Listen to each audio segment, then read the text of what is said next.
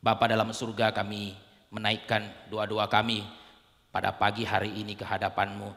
Kiranya Tuhan berkenan untuk mendengarkan seruan hati kami yang lemah dan terbatas ini, dan kami yang sedang berada di dalam keadaan yang tidak baik ini, yang belum pernah kami hadapi sebelumnya. Tapi kami memiliki Allah yang kekal, yang sudah ada sebelum kami ada, dan yang tetap akan ada sampai selama-lamanya. Kepadamu lah kami berharap, dan tangan-Mu lah yang kami pegang. Kami menyerahkan pemberitaan firman Tuhan pada pagi hari ini. Kiranya Tuhan mempersiapkan setiap kami, hati kami untuk menerima firman-Mu. Dalam nama Tuhan Yesus kami berdoa. Amin. Jemaat dipersilahkan duduk kembali. Saya mengajak kita untuk membaca dari Ibrani 12 ayat 5 sampai 11.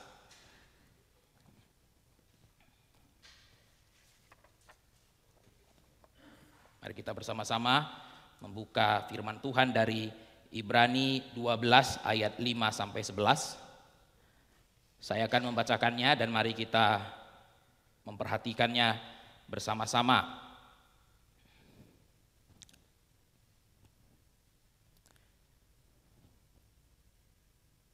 Dan sudah lupakah kamu akan nasihat yang berbicara kepada kamu seperti kepada anak-anak? Hai anakku, janganlah anggap enteng didikan Tuhan dan janganlah putus asa apabila engkau diperingatkannya. Karena Allah menghajar orang yang dikasihinya dan Ia menyesah orang yang diakuinya sebagai anak. Jika kamu harus menanggung ganjaran, Allah memperlakukan kamu seperti anak. Di manakah terdapat anak yang tidak dihajar oleh ayahnya? Tapi jikalau kamu bebas dari ganjaran yang harus diderita setiap orang, maka kamu bukanlah anak tetapi anak-anak gampang. Selanjutnya dari ayah kita yang sebenarnya kita beroleh ganjaran dan mereka kita hormati. Kalau demikian bukankah kita harus lebih taat kepada Bapa segala roh supaya kita boleh hidup? Sebab mereka mendidik kita dalam waktu yang pendek sesuai dengan apa yang mereka anggap baik, tetapi Dia menghajar kita untuk kebaikan kita supaya kita beroleh bagian dalam kekudusannya. Memang tiap-tiap ganjaran pada waktu ia diberikan tidak mendatangkan sukacita tetapi duka cita. Tetapi kemudian ia menghasilkan buah kebenaran yang memberikan damai kepada mereka yang dilatih olehnya. Demikianlah pembacaan firman Tuhan.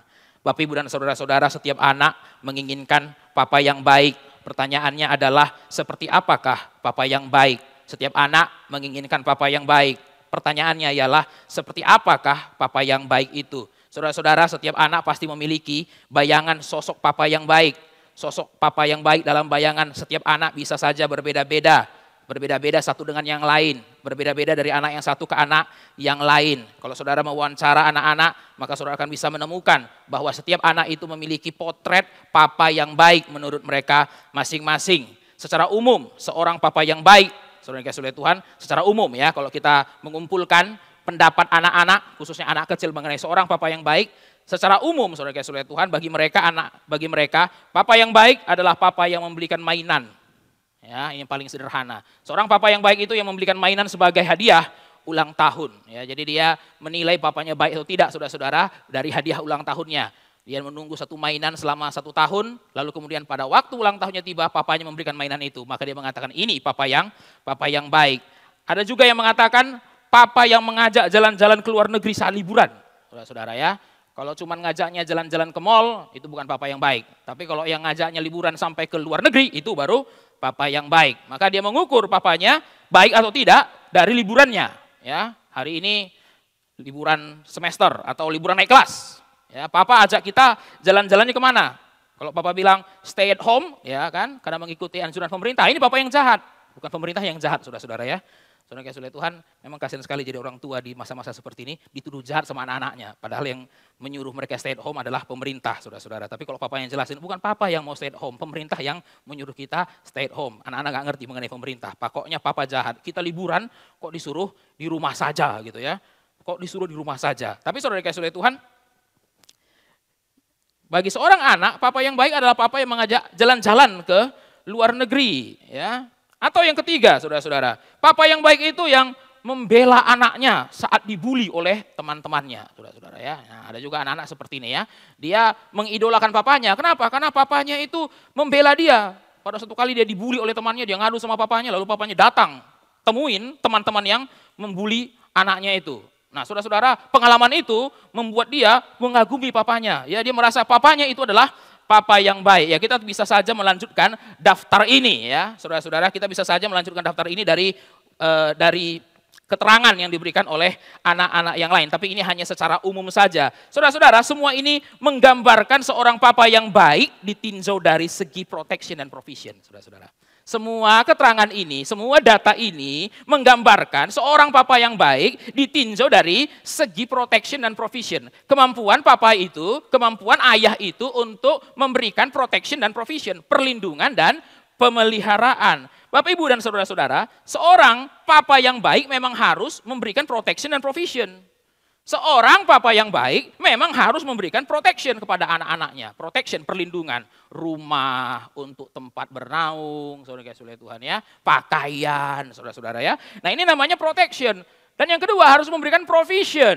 Provision, saudara-saudara, makanan, uang saku, kuota untuk internet, saudara-saudara Tuhan, itu namanya provision. Seorang papa yang baik itu memang harus menyediakan atau mengusahakan protection dan provision bagi anak-anaknya. Tetapi semua ini tidak cukup untuk menjadikan seseorang disebut papa yang baik. Saudara-saudara Tuhan, seorang papa yang baik harus mengusahakan, menyediakan, atau harus mengusahakan untuk memberikan dua hal ini. Protection dan provision. Ini minimum requirement-nya. Tapi saudara-saudara, seorang papa yang hanya, saya minta saudara-saudara perhatikan kata hanya di situ ya, yang hanya bisa menyediakan dua hal ini, tidak bisa disebut sebagai papa yang baik. Mengapa? Karena protection dan provision hanya berhubungan dengan kebutuhan hari ini. Protection dan provision itu hanya berhubungan dengan kebutuhan hari ini. Nah, saudara-saudara, di sini seringkali banyak orang tua yang salah kaprah. Maka bolak-balik hanya memperjuangkan protection, provision, protection, provision. Dan ketika dia sudah bisa memberikan protection, provision kepada anaknya, dia mengklaim atau dia percaya bahwa dia adalah orang tua yang baik. Atau dia percaya dia adalah seorang papa yang baik. Tapi saudara-saudara, protection dan provision saja tidak cukup. Karena protection, perlindungan, dan provision, pemeliharaan hanya berhubungan dengan kebutuhan seorang anak hari ini. Tapi tidak berhubungan dengan kebutuhan anak itu nanti, di masa depan. Protection dan provision itu hanya bicara mengenai yang sekarang. Tapi bagaimana dengan kebutuhan anak itu yang akan datang? The future, saudara-saudara. The future. Saudara-saudara, seorang ayah yang baik dan bertanggung jawab tidak hanya memikirkan soal kebutuhan anaknya hari ini, tapi juga memikirkan kebutuhan anaknya di masa depan. Seorang ayah yang bertanggung jawab tidak hanya memikirkan soal kebutuhan anaknya hari ini, tetapi juga kebutuhan anaknya di masa depan. Seorang ayah yang baik itu visioner, saudara-saudara. Dia tidak hanya memikirkan anaknya mau makan apa hari ini, dia kasih. Anaknya butuh uang jajan, dia kasih. Dan semuanya yang dibutuhkan hari ini dia kasih. Tapi dia harus memikirkan long term. Long term, saudara-saudara. Karena pasti seorang ayah berharap anaknya bisa dewasa. Dia berharap melihat anaknya itu dewasa. Saya percayalah, seorang ayah bercita-cita ya, melihat anaknya menikah. Saya percaya, saudara-saudara Tuhan, seorang ayah itu menunggu pada suatu hari nanti melihat anaknya itu menikah. Dan untuk menikah anaknya nggak boleh cuma bertahan sampai usia 5 tahun. Nggak boleh cuma bertahan sampai usia 10 tahun. Anak itu harus terus bertumbuh. Harus terus bertumbuh. Saudara-saudara Tuhan, kalau anaknya menikah usia 30 tahun, nah orang tua harus memikirkan. Orang tua harus memikirkan kebutuhan anaknya di masa depan. Maka saudara-saudara Tuhan, saya ulangi sekali lagi, di sini seringkali terjadi kesalahan. Orang tua hanya memikirkan bolak-balik masalah protection, provision, protection, provision. Ya, kamu butuh uang jajan sudah dikasih, gitu ya. Kamu butuh rumah sudah ada, kamarmu sendiri. Apalagi sih yang kurang?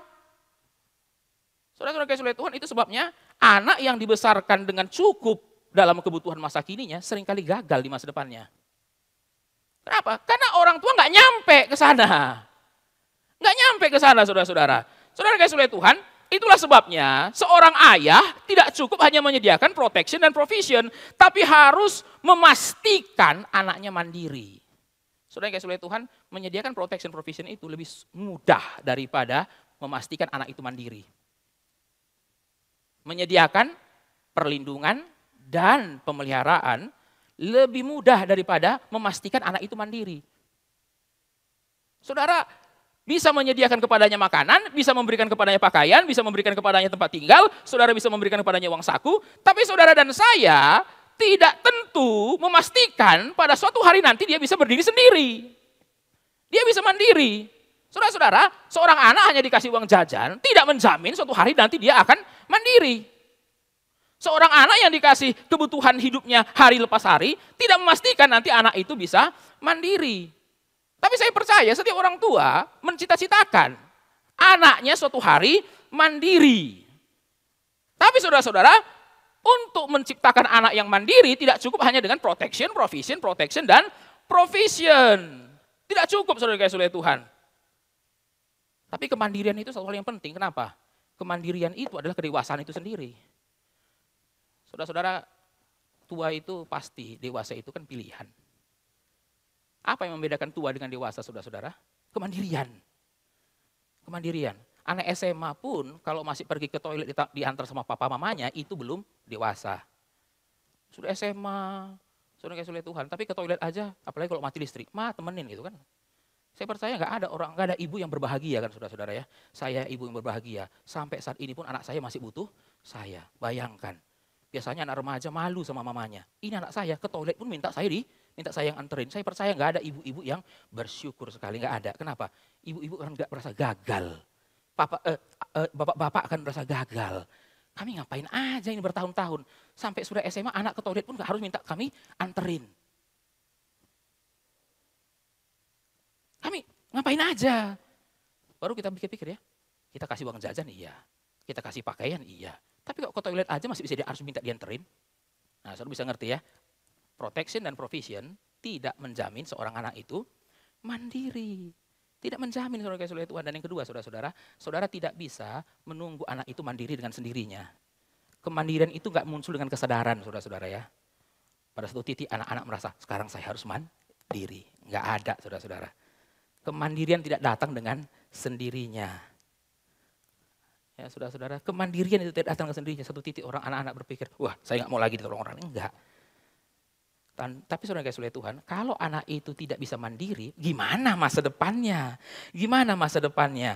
Bapak Ibu saudara-saudara, kita harus berpikir sebagai orang tua, bagaimana supaya seorang anak itu mandiri? Bagaimana melakukannya? Apa yang harus dilakukan? Khususnya oleh seorang ayah. Supaya anak itu mandiri, bagaimana melakukannya? Apa yang harus dilakukan sebagai seorang ayah? Seorang ayah yang baik harus melatih. Maka saudara-saudara tidak dengan sendirinya. Kemandirian itu dimulai dari sebuah latihan. Dimulai dari sebuah latihan saudara-saudara. Tapi sebaliknya saudara, ketidakmandirian itu pun dari sebuah kebiasaan. Kemandirian itu datang dari sebuah latihan. Dan ketidakmandirian pun datang dari sebuah kebiasaan. Saudara-saudara, manja itu kebiasaan, mandiri itu pun sebuah latihan. Ya, saudara-saudara mau pilih yang mana? Saudara kita bilang, Pak kami terlambat melatih anak kami untuk mandiri. Gitu ya. Kami melatihnya untuk manja, saudara kasih oleh Tuhan. Oh enggak Pak, kami enggak latih untuk manja. Saudara kasih oleh Tuhan, kalau kita enggak melatih anak itu mandiri, itu sinonim dengan melatih anak itu manja. Enggak ada yang namanya, kami enggak latih manja Pak, cuman kami enggak latih mandiri. Ya sama aja saudara kasih oleh Tuhan. Saudara-saudara kasih oleh Tuhan, tidak melatih anak untuk mandiri, itu sama dengan melatih anak itu manja. Karena menjadi mandiri itu latihan. Tidak menjadi mandiri atau manja itu juga sebuah latihan. Kalau seorang ayah atau orang tua ingin melihat anaknya mandiri, harus mulai melatih anak tersebut. Bagaimana melatihnya saudara-saudara? Saudara kasih oleh Tuhan, yang namanya latihan bukan dengan menyuruhnya melakukan tugas yang gampang. Latihan itu tidak pernah gampang. Kalau gampang bukan latihan. Saudara kasih oleh Tuhan, bahkan bisa dibilang ya, latihan itu cenderung menyuruh orang melakukan apa yang sebelumnya tidak bisa dilakukannya. Itu namanya latihan. Saudara-saudara kasih oleh Tuhan, kalau kita menyuruh seseorang melakukan apa yang sudah bisa dilakukannya, ayo latihan. Kepada anak SMA saudara-saudara, ayo latihan apa? Latihan 1+1. Itu bukan latihan saudara-saudara. Latihannya apa hari ini Pak? Ini latihan matematika. Soalnya apa? Penjumlahan. 1+1 berapa? Itu bukan latihan. Saudara kasih oleh Tuhan, yang namanya latihan dikasih soal yang sulit. Itu namanya latihan. Kalau dikasih soalnya gampang, itu bukan latihan. Nah saudara-saudara dikasih oleh Tuhan, ketika seorang anak ingin menjadi mandiri, orang tuanya harus memberikan dia tugas yang sulit. Hal yang tidak mudah dilakukan. Mulai dari ke toilet sendiri, saudara yang kasih oleh Tuhan, waktu di SD, ya kan? Ke toilet sendiri. Ya, harus ada momen di mana anak itu disuruh ke toilet sendiri. Dia datang ke kamar orang tuanya bilang, no, pergi sendiri. Saudara yang kasih oleh Tuhan, pengalaman pertama dia pergi sendiri itu adalah hal yang sulit. Itu adalah hal yang tidak mudah bagi dia. Setelah bertahun-tahun ke toilet dianterin, saudara yang kasih oleh Tuhan, tiba-tiba mamanya, no, pergi ke toilet sendiri. Wah, saudara yang kasih oleh Tuhan, untung dia nggak nonton film Ghostbumps, saudara yang kasih oleh Tuhan. Itu lebih sulit lagi. Tapi itu latihan. Ya berapa kali dia harus melewati itu nggak tahu. Tapi akan ada momennya dia kemudian merasa, oh sudah gampang ke toilet sendiri aja kok takut. Nggak ada siapa-siapa kok di situ, cuman gayung kok. Nah gitu kan. Tapi hari pertama dia pergi ke toilet sendiri, waduh. Dia merasa, ada apa ini? Nanti pulang selamat gak ya? Oh, saudara-saudara bisa bayangkan ya, anak kecil itu ketika pertama kali pergi ke toilet sendiri, saudara kasih oleh Tuhan, padahal jarak dari kamar ke toiletnya cuma berapa meter, 5 meter. Dia masih berpikir pulang tidak selamat, saudara kasih oleh Tuhan. Kenapa? Wah, takut sekali.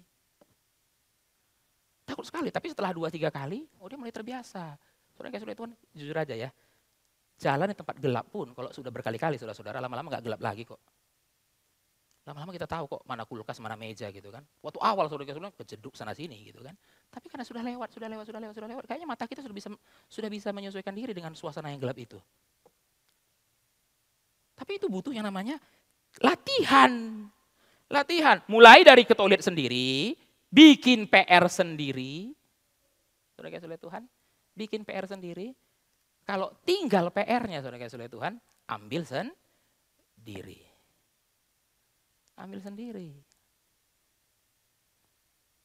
Semua itu akan memimpin seorang anak menjadi dewasa. Dengan membiasakan anak melakukan semua itu, suatu hari anaknya akan mandiri. Saudara-saudara dikasih oleh Tuhan, hal itu jugalah yang dilakukan Allah kepada kita. Hari ini saya tidak mau berbicara mengenai parenting, saudara kasih oleh Tuhan, walaupun saya memukanya dengan parenting. Tapi bukan itu topik saya hari ini. Karena tema kita adalah kasih Bapa. Yang saya maksud Bapa di sini bukan Bapa kita di bumi, tapi Bapa kita di sorga. Saudara kasih oleh Tuhan, hal itu jugalah yang dilakukan Allah kepada kita. Siapa sih yang nggak tahu Allah itu Bapa kita? Kita doanya juga doa Bapa kami. Yesus mengajar kita untuk panggil Allah itu Bapa. Saudara kasih oleh Tuhan, tapi saudara tahu tidak implikasinya? Saudara kasih oleh Tuhan, karena Allah itu Bapa kita dan kita adalah anak Allah, apa yang dilakukan Allah kepada kita? Apa yang dilakukan Allah kepada kita? Allah itu Bapa? Ya. Dia Bapa yang baik atau Bapa yang jahat? Bapa yang baik. Bapa yang baik itu bagaimana? Yang pertama provision. Apakah Allah memberikan kita provision? Betul. Allah memberikan kita protection? Ya. Tapi saudara kasih oleh Tuhan, ada yang ketiga yang kita nggak suka. Allah juga memberikan kita training. Allah itu Papa yang baik. Dia adalah Bapa yang baik.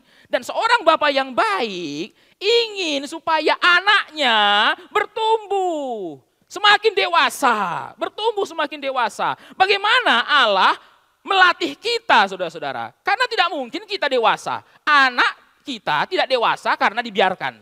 Demikian juga dengan kita sebagai anak rohani. Tidak akan dewasa dengan dibiarkan. Setiap orang Kristen akan bertumbuh dewasa melalui training. Saudara-saudara. Pertanyaannya bagaimana Allah mentraining kita? Saudara-saudara, ya saudara mungkin ada yang menjalankan training kepada anak saudara supaya dia mandiri. Ya itu good parenting, saudara kasih oleh Tuhan, training. Ya. Tapi mari kita kembali kepada diri kita. Kita ini anak-anak Allah. Apakah Allah melakukan training kepada kita? Ya, dia melakukan training, saudara kasih oleh Tuhan. Nah, training itu di dalam bagian yang kita baca ini menggunakan istilah disiplin. Saudara-saudara. Nah, saudara-saudara dari ayat 5 sampai 11, kalau saudara-saudara menghitungnya dalam bahasa Inggris, kata disiplin itu muncul 10 kali. Tapi dalam bahasa Indonesia, saudara-saudara, diterjemahkan macam-macam. Hajaran, saudara kasih oleh Tuhan. Ya walaupun ada orang nggak setuju dengan terjemahan hajaran, kayaknya saudara kasih oleh Tuhan, ya kan saudara kasih oleh Tuhan kayaknya Tuhan itu gangster kan menghajar gitu saudara-saudara ya. Hajaran, apalagi ganjaran. Saudara kasih oleh Tuhan, ya. Saudara-saudara, tapi kalau saudara mendidik, saudara perhatikan ayat 10 situ, ya. Saudara perhatikan ayat yang kelima, didikan itu disiplin. Saudara kasih oleh Tuhan. Lalu kita lihat lagi ayat 7, dihajar itu juga disiplin. Lalu ayat yang ke-9, ganjaran itu disiplin. Lalu ayat 10, mendidik itu juga disiplin. Semua yang kita lihat tadi itu satu kata, disiplin. Menghajar itu disiplin, mendidik juga disiplin. Kepada siapakah disiplin ini diberlakukan? Kepada orang Kristen sebagai anak. Kalau Bapa di bumi saja mendisiplin anaknya, apalagi Bapa di surga. Bapa kita itu mendisiplin kita supaya kita dewasa. Supaya kita dewasa.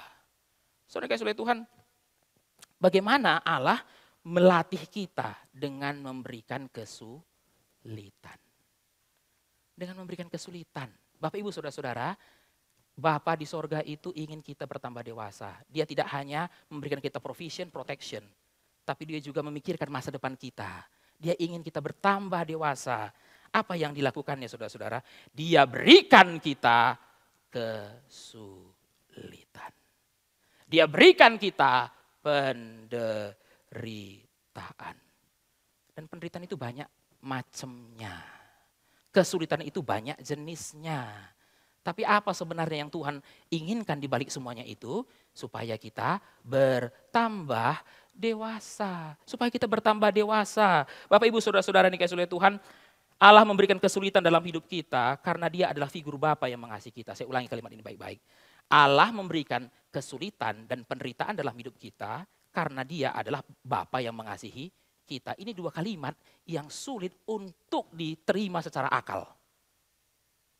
Allah mengasihi, Allah mengizinkan, Allah memberikan kesulitan kepada kita karena dia mengasihi kita. Saudara-saudara kasih oleh Tuhan, ketika kita membaca kalimat ini saudara-saudara, dan kita merasa ini sulit dimengerti, itu mencerminkan parenting kita selama ini. Saya ulangi saudara-saudara, kalau saudara mendengar kalimat ini, lalu saudara merasa, ini kok bertolak belakang. Memberikan kesulitan karena mengasihi. Itu adalah cerminan saudara parenting selama ini bagaimana. Karena biasanya saudara kasih oleh Tuhan, kalau orang tua lagi senang, dia memberikan anaknya kemudahan. Kapan dia memberikan anaknya kesulitan? Ketika dia sudah sebel. Oh itu bad parent saudara kasih oleh Tuhan. Kan anak dipersulit kalau orang tua lagi bete gitu ya saudara-saudara. Anak dipermudah kalau orang tua lagi happy. Itu saudara kasih oleh Tuhan, itu bad parent. Tapi kita bersyukur, sejelek-jeleknya parenting kita, Bapa di sorga parentingnya sempurna saudara kasih oleh Tuhan. Dia mengasihi kita, itu sebabnya dia memberikan kesulitan kepada kita. Dia mengasihi kita, itu sebabnya dia memberikan kesulitan kepada kita. Saudara-saudara perhatikan ayat 6 saudara-saudara, ayat 5 dan 6. Ayat 5 dan 6 ini dikutip dari Amsal saudara-saudara ya. Kita lihat lagi ayat 5 dan 6 saudara-saudara. Saya bacakan. Hai anakku, janganlah anggap enteng didikan Tuhan. Janganlah anggap enteng disiplin Tuhan. Saudara kasih oleh Tuhan, anakku. Tapi jangan anggap enteng didikan Tuhan. Janganlah putus asa apabila engkau diperingatkannya. Nah bagian yang kedua yang lebih menarik. Tuhan menghajar orang yang dikasihinya. Dan ia menyesah orang yang diakuinya sebagai anak. Mengapa Allah memberikan kita kesulitan? Karena dia mengasihi kita. Mengapa Allah memberikan saudara dan saya kesulitan? Karena dia mengasihi kita.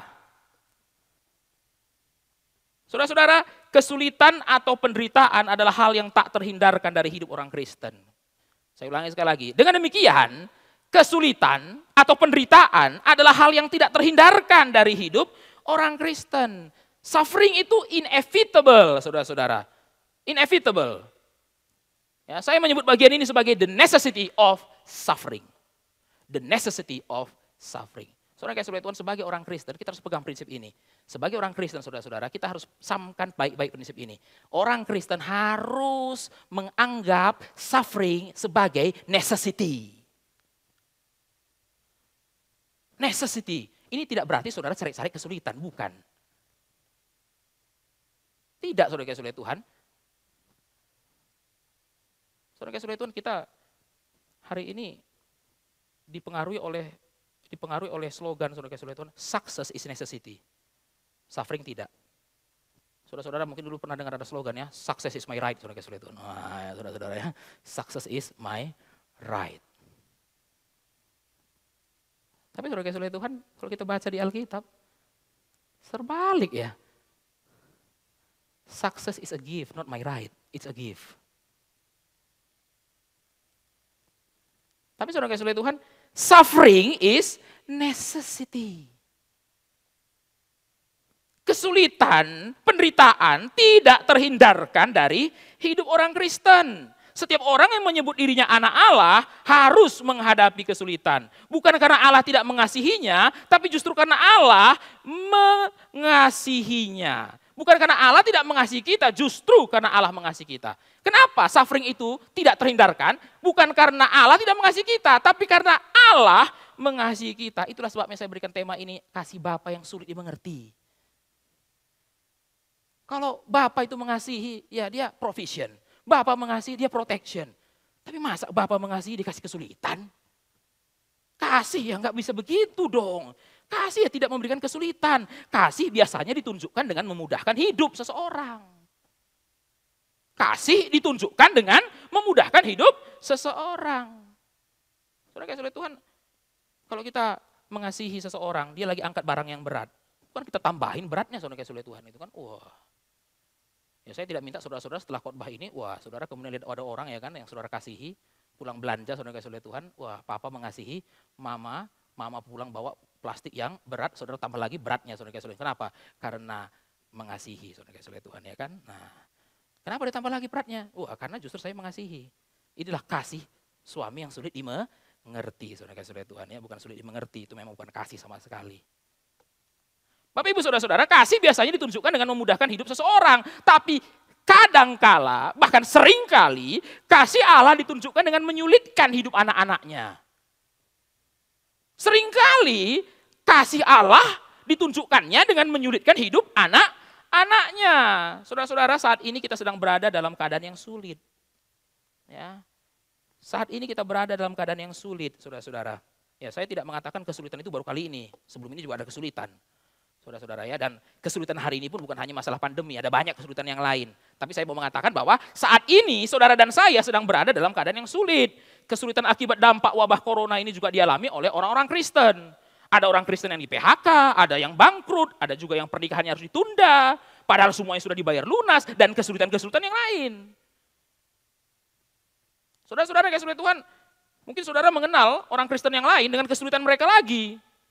Dan itu menegaskan sekali lagi bahwa saudara dan saya sebagai orang Kristen saat ini sedang berada dalam keadaan yang sulit. Keadaan yang sulit.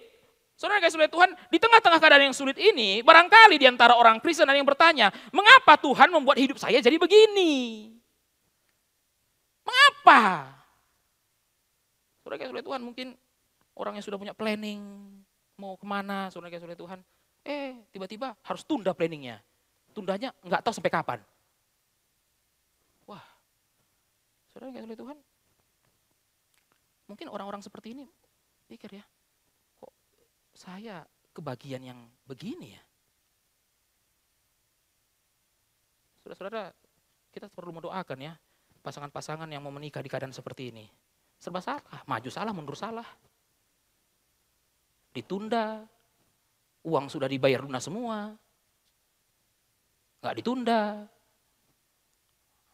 Yang datang cuma sedikit, serba salah.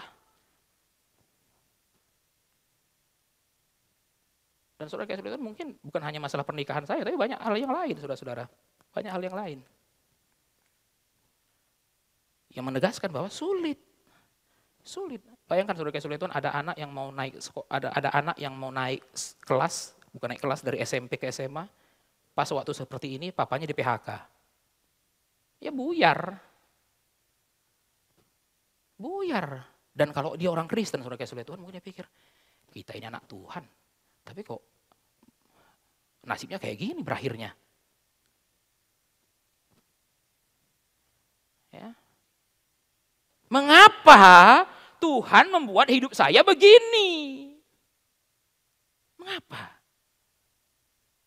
Saudara-saudara, kalau kembali lagi kepada bagian ini, jawabannya jelas kok. Karena dia mengasihi kita. Menerima jawaban seperti ini, saudara-saudara, gak gampang.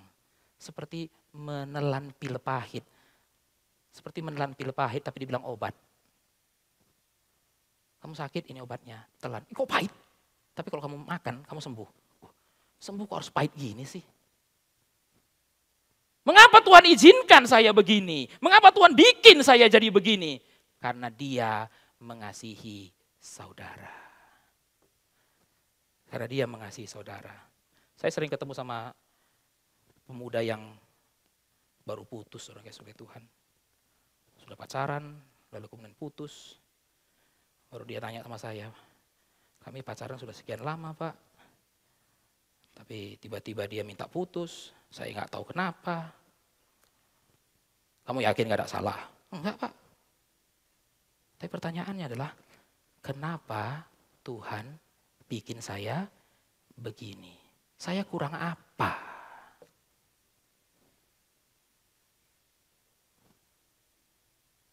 Saya bukan cari yang macam-macam. Saya cari yang orang Kristen juga. Lah dia yang putusin saya. Wah, saudara-saudara. Ya. Dia yang putusin saya. Dulu saya nggak seiman, lebih lama Pak. Yang ini malah yang seiman putusnya cepat. Waduh. Mengapa Tuhan bikin jadi seperti ini? Saya selalu bilang sama dia, karena Tuhan mengasihimu. Kenapa Tuhan tidak izinkan kamu menikah sama dia? Karena Tuhan mengasihimu. Loh, di mana Pak kasihnya? Ya saya nggak tahu di mananya. Tapi saya percaya. Suatu hari kita akan tahu. Tapi sekarang kita belum tahu. Karena Tuhan mengasihimu. Ada sesuatu di depan, masa depan. Ada sesuatu di depan yang kita tidak bisa lihat. Tapi Tuhan hindarkan kita dari situ. Bagaimana caranya? Stop di sini sekarang. Tuhan mengasihimu. Tapi pada waktu kita menerima cara Tuhan seperti itu, itulah yang namanya kasih Bapa yang sulit dimengerti. Kasih Bapa yang sulit dimengerti. Saudara-saudara, justru dengan mengizinkan semua kesulitan ini, Allah ingin menunjukkan kita adalah anak-anaknya. Justru dengan mengizinkan semua kesulitan ini, Allah ingin menunjukkan kita adalah anak-anaknya. Perhatikan ayat 7b, saudara-saudara ya.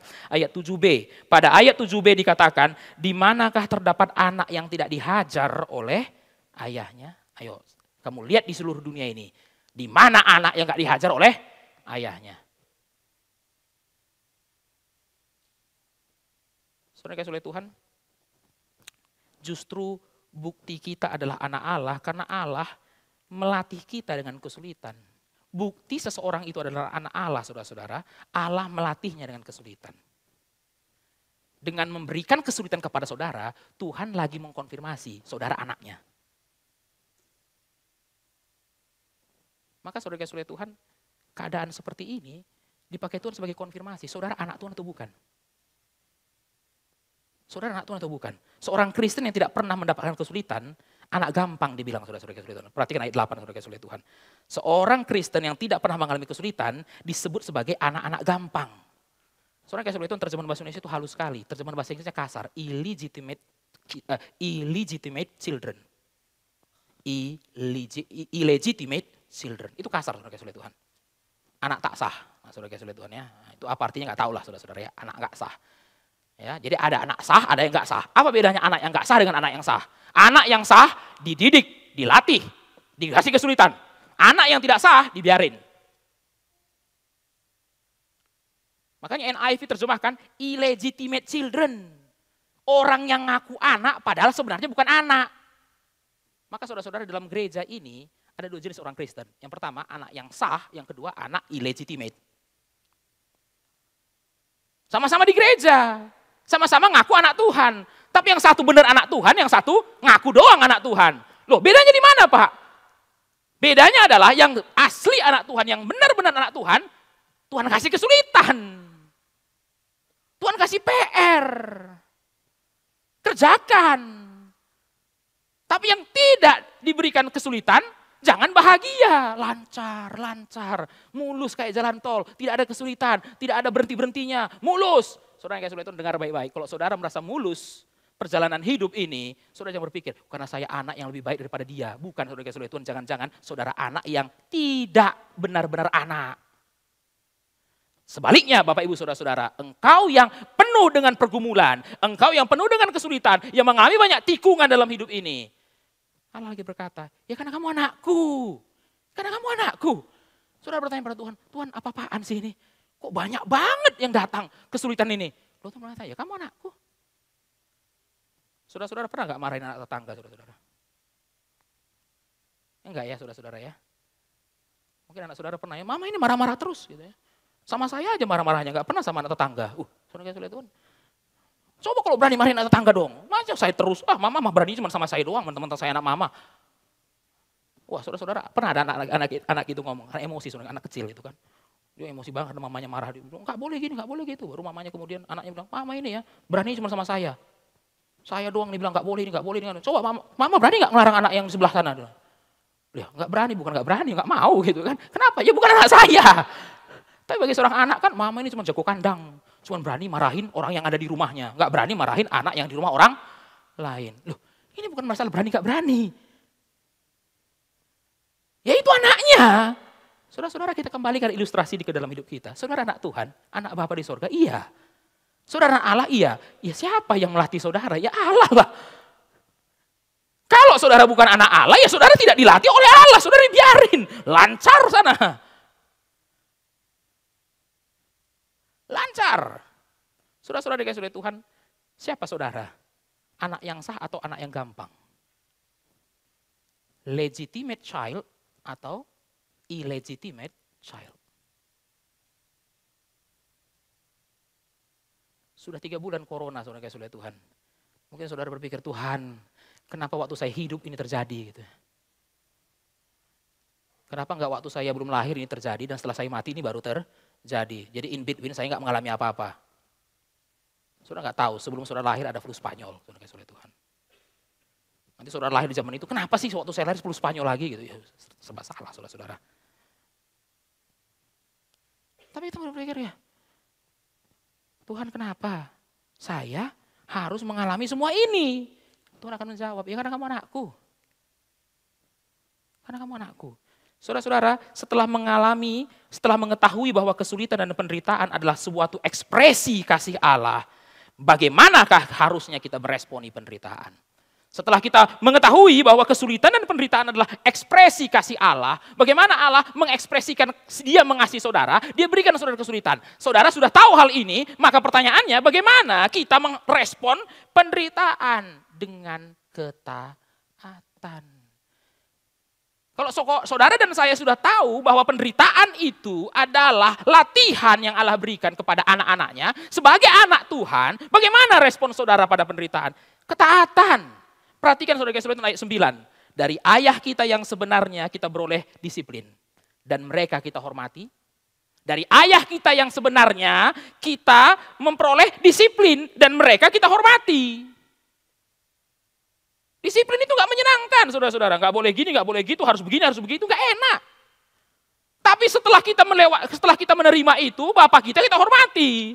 Kalau demikian bukanlah kita harus lebih taat. Saudara-saudara bahasa Inggrisnya submit. Bahasa Indonesia taat saudara-saudara, tapi bahasa Inggrisnya itu submit. Kalau bapamu di bumi ini nyuruh kamu begini, begitu, kamu lakukan walaupun itu gak menyenangkan dan dia kamu hormati, masa sama bapamu di sorga kamu gak taat? Submit. Saudara-saudara yang dikasihi oleh Tuhan, kalau demikian bukankah kita harus lebih taat kepada Bapa segala roh supaya kita boleh hidup? Supaya kita boleh hidup. Saudara-saudara, apa respon kita terhadap penderitaan? Apa respon kita terhadap kesulitan? Taat, submit, saudara-saudara, submit. Submit. Pernahkah saudara melihat atlet nasional? Sebelum bertanding setiap atlet harus menjalani pelatihan selama beberapa bulan, saudara-saudara. Bahkan mungkin ada yang beberapa tahun. Selama beberapa bulan itu para atlet harus mengikuti semua perintah dari pelatih mereka. Dari pemanasan, dihukum keliling lapangan 50 kali dan sebagainya. Saudara-saudara kesulitan, atlet-atlet kan kalau dilatih kan dia harus taat. Disuruh bangun-bangun, disuruh lari-lari. Ya kan? Terlambat bangun 50 kali lapangan, semua dilakukan. Tidak ada atlet yang berontak dan bersungut-sungut. Walaupun perintah itu berat dan tidak menyenangkan. Mengapa saudara-saudara? Karena mereka pengen menang. Pertandingan sudah dekat. Jalanin aja. Nanti kalau kamu menang kamu bahagia kok.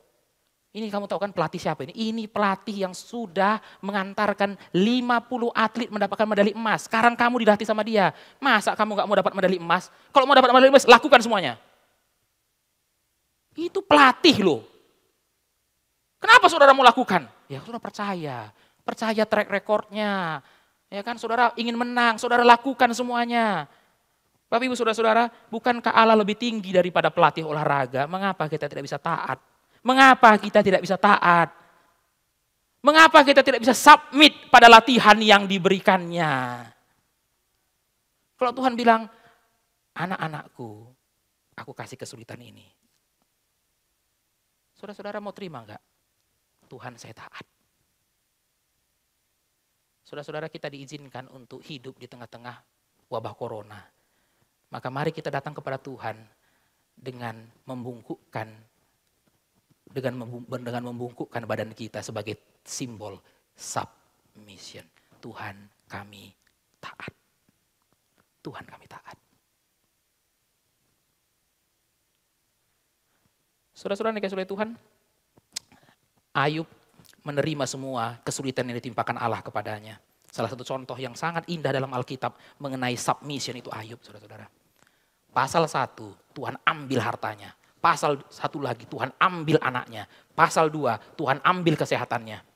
Sampai pasal 2, Tuhan ambil kesehatannya. Pasal 2 yang sama, saudara kasih oleh Tuhan, istrinya gak ngerti dia. Semua hilang, saudara-saudara. Harta hilang, anak hilang, kesehatan hilang. Terakhir, saudara-saudara, orang yang paling dekat pun hilang. Bukan karena meninggal, saudara kasih oleh Tuhan, bukan. Karena orang paling dekat gak ngerti. Kutukilah Tuhanmu lalu matilah. Saudara-saudara, berarti Ayub tinggal sendirian dong. Lalu apa kata Ayub kepada istrinya, saudara-saudara, di Ayub 2 ayat 10? Apakah kita mau menerima yang baik dari Allah, tapi tidak mau menerima yang buruk? Apakah kita mau menerima yang baik dari Allah, tapi tidak mau menerima yang buruk? Mengapa kamu bicara kayak orang gila? Itu kalimat lengkapnya, saudara-saudara ya. Mengapa engkau bicara kayak orang gila? Apakah kita hanya mau menerima yang baik dari Allah, tapi tidak mau menerima yang buruk? Ayub mengucapkan kalimat yang sulit dimengerti orang Kristen modern, saudara-saudara. Ayub mengucapkan kalimat yang sulit dimengerti orang Kristen modern. Orang Kristen modern tidak sulit menerima Allah memberi yang baik, tapi sulit menerima Allah bisa memberi yang buruk. Kita sering mengutip kalimat dari Ayub ini di acara-acara perkabungan. Allah yang memberi, Allah yang mengambil, Tuhan yang memberi yang baik, Tuhan yang memberi yang buruk. Tapi saudara tahu gak arti kalimat itu? Ternyata Allah bukan cuma bisa kasih yang baik loh. Tuhan juga bisa kasih yang buruk. Bertahun-tahun, saya punya banyak harta, anak saya laki-laki 7, perempuan 3, semuanya 10, kambing domba saya banyak, harta benda saya banyak. Kenapa? Allah memberi yang baik. Lalu dalam sekejap Tuhan ambil semuanya, Allah memberi yang buruk, terima. Apakah kita hanya mau menerima Allah memberi yang baik, tapi tidak mau menerima Allah memberi yang buruk? Saudara-saudara, orang Kristen hari ini kan gak mau. Allah beri yang baik, ya memang, itu baru Allah. Allah beri yang buruk. Itu bukan Allah itu. Mana bisa Allah beri yang buruk? Kenapa gak bisa? Ya bukan gak bisa, saya gak mau Allah memberi yang buruk. Saya maunya Allah memberi yang baik. Tapi Ayub berkata Allah itu bisa memberi yang baik, tapi dia kok boleh memberi yang buruk. Kalau dia kasih yang baik, terima. Kalau dia kasih yang buruk, kasih yang buruk gimana ya? Gak bisa, Allah gak mungkin memberi yang buruk. Ya ini kata Ayub, Allah beri yang buruk, terima. Terima. Saudara-saudara yang kasih oleh Tuhan, ya kita harus mengatakan dengan jujur. Ya, kita sekarang berada di musim yang buruk. Ya, setelah bertahun-tahun kita menerima musim yang baik dari Tuhan. Menerima musim yang baik. Ke gereja bisa biasa aja normalnya. Bisa duduk dengan tenang, sekarang berjarak-jarak. Saudara-saudara ya. Saudara kasih oleh Tuhan, itulah musim yang baik.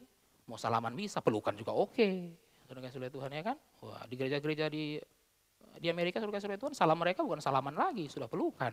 Itu brother and sister in Christ namanya. Saat ini saudara kasih oleh Tuhan, jangankan pelukan, salaman aja nggak boleh. Mau menyapa orang, saudara kasih oleh Tuhan, kita takut salah orang. Kenapa? Wajahnya cuma sebelah kelihatan. Ya kan, saya mengerti pergumulan saudara ke gereja hari ini, saudara-saudara mau menyapa orang takut salah. Kenapa? Ini orangnya enggak ya, kenapa? Selama ini saya lihat wajahnya utuh, hari ini semuanya setengah. Ke atas doang nggak ketahuan, ke bawah saya nggak tahu lagi gitu ya. Ini benar nggak? Ini benar nggak? Ini benar nggak? Wah, ntar disapa salah lagi gitu kan? Nyesal kita saudara-saudara selama musim yang baik itu gak nyapa orang kan. Ya seolah Tuhan bilang ya musim yang baik sudah lewat. Ya sekarang kita lewati dulu musim yang buruk. Itu sebab saya berikan tema PA waktu yang itu kan melewati musim dingin kehidupan saudara-saudara. Melewati musim dingin kehidupan. Ya saudara bisa lihat di YouTube tema PA itu. Saudara kasih oleh Tuhan, kenapa ini lagi musim dingin? Musim dingin. Ya, musim dingin saudara-saudara. Semuanya putih. Ya, saudara kasih oleh Tuhan, kita bersyukur masker kita berwarna-warni. Kalau nggak putih juga semuanya ini nanti. Semuanya putih, kalau musim dingin semuanya putih, salju semuanya. Yang kelihatan beda cuma pohon evergreen, saudara kasih oleh Tuhan. Tapi beda dengan musim dingin. Musim dingin ada batasnya. Makanya ada pepatah mengatakan, saudara kasih oleh Tuhan, winter cannot be forever and spring cannot keep its turn. Saudara kasih oleh Tuhan ya kan. Winter cannot be forever and spring cannot keep its turn. Tidak akan skip gilirannya. Tapi saudara kasih oleh Tuhan kita nggak tahu berapa lama musim dingin yang seperti ini akan berlangsung sampai musim semi tiba. Kita nggak tahu. Tapi kita sedang berada di dalam musim yang kurang baik. Apakah saudara hanya menerima musim yang baik tapi gak mau menerima musim yang tidak baik dari Tuhan? Bapak ibu saudara-saudara yang dikasihi oleh Tuhan, sikap Ayub begitu jelas di hadapan Tuhan. Sikap Ayub begitu jelas di hadapan kesulitan dan penderitaan. Dia mau submit. Dia mau submit. Ayub itu seperti atlet yang masuk ke dalam karantina pelatihan. Dan dia dari awal mengatakan, Tuhan saya mau submit. Saya mau submit. Saya ikutin pelatihan ini semuanya. Kita tidak boleh bersungut-sungut saat berada dalam kesulitan. Saudara-saudara yang dikasihi oleh Tuhan, bersungut-sungut dalam kesulitan itu dosa ya. Bersungut-sungut dalam kesulitan itu dosa. Karena kita diminta submit. Submit itu artinya apa saudara-saudara? Tidak berontak, tidak sungut-sungut, itu namanya submit. Tidak berontak, tidak sungut-sungut, itu namanya submit. Maka waktu kita mengatakan, Tuhan kami terima kesulitan itu. Tapi kemudian kita sungut-sungut semuanya. Saudara yang dikasihi oleh Tuhan itu dosa. Bersungut-sungut di dalam kesulitan itu dosa. Saudara tahu kan kenapa bangsa Israel dimarahin Tuhan di padang gurun? Sungut-sungut. Tuh, kalau ya wajar lah Pak sungut-sungut. Kan mereka gak ada air, gak ada. Itu saudara yang dikasihi oleh Tuhan. Kita bilang wajar lah mereka sungut-sungut. Gak ada air, gak ada makanan, sungut-sungut. Apa yang terjadi? Tuhan marah. Tuhan marah saudara yang dikasihi oleh Tuhan. Loh kita pikir-pikir ya Tuhan ini gimana sih? Kan mereka gak ada air, mereka gak ada makanan, mereka sungut-sungut. Saudara-saudara kalau lagi semua berlimpah, marah-marah, saudara, mereka lagi berlimpah-limpah, sungut-sungut, Tuhan marah kita maklum ya. Semua ada, makanan berlimpah, air berlimpah, sungut-sungut juga. Ya itu kelewatan memang, patutlah dimurkai kan. Tapi saudara-saudara ini gak ada makanan, ini gak ada air. Lalu mereka sungut-sungut, Tuhan marah. Loh ini gimana Tuhan? Tuhan ini gimana sih? Saudara-saudara Tuhan, ya kita bisa lihat dari situ prinsipnya. Bersungut-sungut dalam penderitaan itu dosa. Itu dosa saudara-saudara. Saudara yang dikasihi oleh Tuhan, bersungut-sungut itu berarti mempertanyakan maksud Tuhan, meragukan bijaksana Tuhan, menganggap tidak layak untuk mendapatkan semua kesulitan ini. Itu namanya sungut-sungut. Kenapa kita harus clear saudara-saudara? Supaya kita nggak langsung menuduh orang bersungut-sungut, padahal dia cuma sedih. Saudara-saudara, bersedih itu tidak sama dengan sungut-sungut. Saudara menerima musibah, saudara wajar sedih lah. Saudara tidak diminta juga ketawa waktu dapat musibah gitu ya. Kenapa? Dilarang sungut-sungut, itu dosa. Jadi saudara kalau dapat musibah gimana? Ketawa gitu ya. Saudara kayak itu orang dirampok di jalan gitu ya. Orang Kristen dirampok di jalan. Baru kemudian dia pulang ke rumah dengan hati yang dengan wajah yang tersenyum, dengan ketawa yang keras. Ditanya, barusan apa yang terjadi? Kok senang banget? Saya dicopet. Loh, kenapa kamu enggak kelihatan muram? Enggak boleh, dosa. Loh, kenapa enggak lapor ke polisi? Enggak boleh, itu berontak namanya. Loh, saudara kasih oleh Tuhan, itu bukan itu maksudnya ya. Tapi namanya bersungut-sungut itu mempertanyakan maksud Tuhan, meragukan bijaksana Tuhan, menganggap tidak layak untuk menerima semua ini. Saudara-saudara yang kasih oleh Tuhan kadang-kala ya kalau kita lagi kesulitan kita bilang apa? Orang lain itu lebih jahat dari saya, nggak dapat seperti ini. Oh, itu sungut-sungut saudara-saudara. Itu sungut-sungut namanya. Itu ya nggak seperti saya pelayanannya. Saya pelayanannya lebih giat daripada dia. Tapi kenapa musibah saya lebih besar daripada dia? Itu sungut-sungut. Itu sungut-sungut saudara yang kasih oleh Tuhan. Apa yang Tuhan mau? Submit. Submit. Ya saudara-saudara, mungkin Salah satu yang bergumul di soal seperti ini adalah orang tua, khususnya ibu. Karena anak harus home based learning, saudara-saudara Tuhan. Home based learning. Ya. Apalagi saudara-saudara yang ibunya juga guru. Bayangkan saudara-saudara ya, dia mendampingi anaknya sendiri belajar dan dia harus mengajar anak orang lain, saudara-saudara Tuhan. Waduh. Saudara-saudara yang kasih Tuhan, iya pasti orang tua nggak guru juga pasti bergumul lah. Aduh, setiap hari, ini dari pagi sampai siang nemanin anak belajar, sampai ngirim tugasnya pun saya, gitu kan. Padahal selama dia sekolah, jam-jam ini adalah jam-jam kemerdekaan saya. Saudara-saudara ya, anak SD, anaknya masih SD, saudara-saudara Tuhan. Waduh, anaknya sekolah dari jam 8, ya kan? Anaknya sekolah dari jam 8, pulang jam 12. Mamanya jam 8 sampai jam 12 nongkrong di mall. Kapan lagi dia bilang. Kalau dia di rumah belum masuk sekolah, wah nggak bisa di rumah nemenin dia. Tapi sekarang dia ke sekolah, saya nganterin dia, saya nganterin dia, saya singgah dulu di mall, saya tunggu dia pulang, saya balik lagi. Wah, tapi sekarang saudara-saudara mall tutup, sekolah tutup, rumah buka, masuk dalam. Nah, kan? Waduh. Ya saudara-saudara, saya tidak bahas lebih panjang lagi, itu tema PA yang couple yang kemarin, saudara-saudara Tuhan. Saudara-saudara, ini suatu hal yang dialami oleh para ibu. Gimana ini mendampingi anak? Saya mau beritahu para ibu, jangan pikirkan gimananya, submit. Submit. Kalau saudara punya anak di rumah dan semester baru ini belum bisa ke sekolah, saudara-saudara, semua harus dari rumah, home based learning, saudara langsung sudah berasa kiamat, paranoid. Saudara-saudara Tuhan, aduh gimana ini semuanya? Saudara-saudara Tuhan, sebelum saudara memikirkan gimana-gimana, saya mau minta saudara satu hal dulu. Mau submit nggak? Tuhan, kalau memang begini harus ya, udah saya submit. Kalau memang anak ini harus ditemenin untuk belajar, ya udah saya submit. Mungkin waktu saya untuk teleponan dengan teman-teman arisan saya harus hilang karena gara mendampingi dia, saya submit.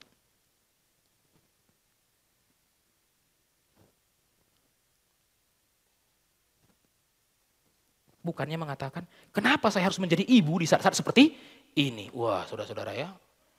Wah, kenapa saya dapat kebagian anaknya di saat seperti ini? Kenapa enggak tunggu selesai corona aja baru anak saya lahir? Wah, saudara-saudara Tuhan, itu hal-hal yang namanya bersungut-sungut. Itu maksud saya, mempertanyakan bijaksana Tuhan.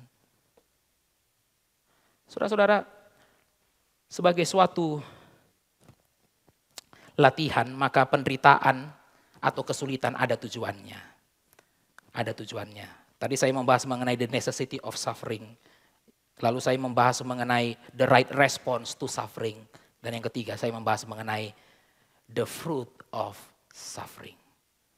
Saudara-saudara, penderitaan itu ada buahnya. Ada buahnya. Allah mengizinkan penderitaan, Allah memberikan penderitaan, bukan tidak ada tujuannya. Allah memberikan penderitaan, Allah mengizinkan kesulitan, itu ada tujuannya. Apa tujuannya? Mengubah karakter saudara. Saudara-saudara Tuhan, karakter itu adalah sesuatu dalam diri kita yang tidak bisa diubah oleh bom atom sekalipun, saudara-saudara Tuhan. Enggak bisa. Itu sudah menjadi default kita. Itu namanya karakter. Enggak bisa hilang dari situ. Tapi Allah ingin supaya itu berubah. Dia tidak mau karakter itu terus ada pada kita. Maka dia mengubah karakter kita. Banyak karakter kita yang perlu terus diubah agar sesuai kehendak Allah. Karakter apa sajakah yang diinginkan Allah muncul pada saat kesulitan hidup ini? Karakter apa sajakah yang diinginkan Allah muncul pada kita melalui semua kesulitan hidup ini? Kalau saudara perhatikan ayat 10-11, saudara menemukan ada 3 karakter yang Allah mau. Ada 3 karakter yang Allah inginkan melalui penderitaan. Yang pertama saudara-saudara Tuhan, holiness, kekudusan. Yang kedua, righteousness, kebenaran. Dan yang terakhir saudara-saudara, peace, damai. Holiness, righteousness, dan peace. Saudara perhatikan ayat 10 itu. Dia menghajar kita supaya kita berbagian dalam kekudusannya. Ayat 11, ia menghasilkan buah kebenaran yang memberikan damai. Dengan kesulitan-kesulitan, penderitaan-penderitaan, saudara ditransformasi. Karakter saudara ditransformasi. Saudara akan menghasilkan holiness, righteousness, dan peace. Kebenaran yang memberikan damai. Namun semuanya ini tidak mungkin tanpa kasih Bapa yang sulit dimengerti. Pada waktu kita mendapatkan kesulitan, Kita nggak ngerti. Baru pendeta bilang, karena Allah mengasihimu. Oh, di mana logikanya itu? Tapi saudara-saudara Tuhan, di sini kita menemukan. Karena saudara anaknya, dia tidak ingin saudara terus-menerus seperti ini. Dia ingin saudara dan saya berubah. Mengalami transformasi. Memiliki holiness, righteousness, dan peace. Saudara bisa bayangkan, dia menghajar kita supaya kita mendapat bagian dalam kekudusannya. Supaya kita mendapat bagian dalam kekudusannya. Saudara-saudara yang kasih Tuhan, kita orang Kristen ditanya, mau hidup kudus? Mau kudus? Mau. Lalu bagaimana cara Tuhan membuat kita kudus? Salah satunya adalah dengan mengizinkan kita melewati api penderitaan dan kesulitan itu. Api penderitaan dan kesulitan itu. Saudara-saudara, saya akan tutup dengan aplikasi. Ada 2 aplikasi yang bisa kita tarik dari renungan ini, saudara-saudara. Ada 2 aplikasi. Yang pertama, saudara-saudara, apakah saudara rela mengalami kasih Bapa yang sulit dimengerti? Atau saudara maunya kasih Bapa yang bisa dimengerti terus? Bapa mengasihi aku, dia berikan aku ini. Bapa mengasihi aku, dia berikan aku itu. Tapi saudara-saudara Tuhan, kasih yang sulit dimengerti ini, saudara-saudara. Bapa mengasihi aku, dia kasih kesulitan. Itu sulit dimengerti. Saudara mau nggak mengalami kasih Bapa yang sulit dimengerti ini? Kalau enggak, saudara dan saya nggak akan dewasa. Kerohanian kita nggak akan dewasa. Saudara-saudara, seorang siswa yang hanya mau mengerjakan soal yang dia ngerti, saudara-saudara, nggak akan bisa naik kelas. Seorang anak harus menghadapi mata pelajaran, materi yang dia tidak ngerti. Dan dia harus diuji di situ, baru dia bisa naik kelas. Lah kalau dia ngerti terus, saudara-saudara. Kelas 2 pun dia maunya pelajaran kelas 1. Kelas 3 dia maunya pelajaran kelas 1. Kelas 4 dia, saudara Tuhan, kapan dia naik kelas? Sama kayak kita. Saudara mau bertumbuh dewasa? Kalau saudara mau, relakan diri saudara untuk mengecap kasih Allah yang sulit dimengerti. Relakan. Yang kedua, saudara-saudara, apakah sebagai orang tua saudara meneladani Allah untuk memberikan kasih yang sulit dimengerti kepada anak-anak saudara? Apakah saudara sebagai orang tua meneladani Allah? Kalau Allah melakukan parentingnya seperti itu, saudara-saudara, apakah kita melakukan itu kepada anak kita? Memberikan kepada mereka kasih yang sulit dimengerti itu. Kita berani mengatakan dari hati kita yang terdalam, anakku, aku mengasihimu. Itu sebabnya papa, mama, izinkan kamu mengalami kesulitan ini. Kalau enggak, saudara-saudara kasih oleh Tuhan, kita tidak mempersiapkan masa depannya. Tidak mempersiapkan masa depannya. Saudara-saudara jangan berpikir ya, mempersiapkan masa depan anak itu adalah dengan membuat tabungan supaya ada hari esoknya nanti, saudara kasih oleh Tuhan. Banyak orang tua berpikir, saya nggak mengatakan tabungan itu salah, saudara-saudara. Tabungan hari depan anak itu ada tempatnya. Tapi kalau saudara berpikir, iya Pak, saya memikirkan masa depan anak saya ke sekolahnya, makanya kita siapkan dana ini Pak, kita siapkan dana itu, kita tabung semuanya Pak. Saudara Tuhan, itu tidak cukup mempersiapkan masa depannya. Kalau semuanya sudah ada, dia nggak mandiri-mandiri, saudara Tuhan, kapan dia bisa dewasa? Kapan dia bisa dewasa? Tapi bagaimana dia bisa dewasa? Kalau Allah mendewasakan kita dengan memberikan kepada kita kasih yang sulit dimengerti, anak saudara pun harus menerima kasih yang sulit dimengerti itu. Supaya dia bisa dewasa. Supaya dia bisa dewasa. Kita bersyukur sekali. Karena di tengah-tengah penderitaan, ternyata Allah tidak meninggalkan kita. Justru di tengah-tengah penderitaan, Allah sedang menyatakan kepada kita, kita ini anaknya. Kita ini anaknya. Mari kita bersatu dalam doa. Bapa dalam surga, kami mengucap syukur untuk firman yang sudah kami renungkan pada siang hari ini. Berdoa supaya kami bisa memahami kasih-Mu yang sulit dimengerti itu. Pada waktu kami mengalami kesulitan, kami tidak mengerti sama sekali ya Tuhan. Mengapa Tuhan mengizinkan? Ada beberapa kesulitan yang selama sekali kami tidak prediksi. Tapi kami menyadari bahwa Allah kami adalah Allah yang baik. Dia adalah Bapa kami. Maka ketika dia mengizinkan ini terjadi, pasti ada hal yang ingin dilakukannya di dalam hidup kami. Dan ini adalah tujuannya bagi kebaikan kami. Sekalipun hari ini kami belum memahaminya sama sekali. Berdoa supaya di dalam keadaan seperti ini ya Tuhan, kami mau submit kepadamu. Kami mau menerima pembentukan Tuhan yang dilakukan di dalam hidup kami. Hanya dalam nama Tuhan Yesus kami berdoa.